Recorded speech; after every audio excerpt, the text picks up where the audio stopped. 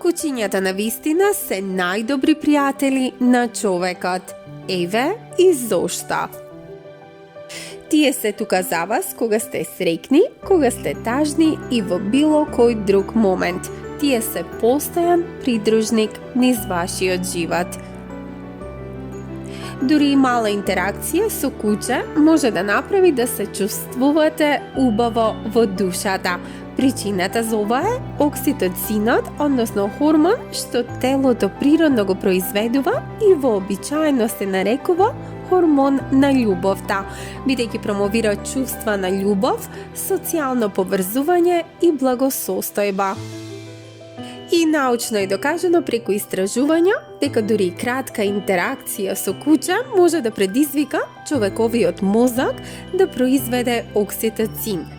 Дури и чинот на гледање во очите на вашето кученце може да предизвика скок на нивото на окситоцинот не само кај човекот, туку и кај кучето, што значи дека чувството на љубов е заедничко. Ако ја проучувате историјата на кучињата, ќе дознаете дека тие потекнуваат од волците. Всушност, кучињата делат 99% од нивната ДНК со волците. Уште многу одамна, луѓето ги припитомиле кучињата. Тогаш целта не беше од нив да се направат домашни миленици, туку да се користат за лов и чување на земјиштето. Со текот на времето, тоа се промени. Ловечките кучиња стана лојални пријатели.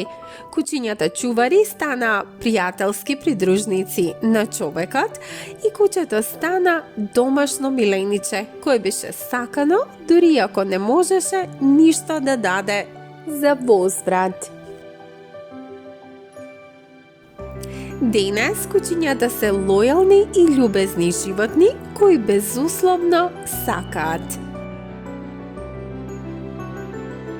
Дали сега знаете кој е најдобриот пријател на човекот? Кучето, се разбира. Денес кучето е најпопуларното домашно животно во светот. Повеќе од 12.000 години кучето е придружник, заштитник и пред се искрен пријател на човекот. Денес во светот има приближно 400 различни раси чистокрвни кучиња. Како чисто крвно куче се смета она чие потекло може да се следи во иста раса за 3 цели генерации.